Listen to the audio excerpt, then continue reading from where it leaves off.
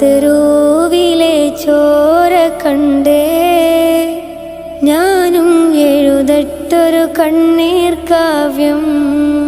പിഞ്ചോമന മക്കളെ ചോരക്കായി ദാഹിച്ചലയുന്ന ചെന്നായ്ക്കൂട്ടം.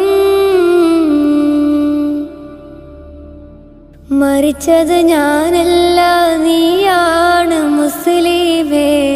ഫാസിസ തടവറയിൽ അടിമയായി നിൽപ്പോ നീ എന്ന് തീരും ഈ കണ്ണുനീരിൻ മോചനം നേടുകില്ലേ. ഫലസ്തീൻ ചിരിയെന്നത് കാണാക്കിനാവല്ല. അറബിപ്പൻ വിളയുന്ന കാലം വരുന്നുണ്ട് തഖ്വ കൊണ്ട്.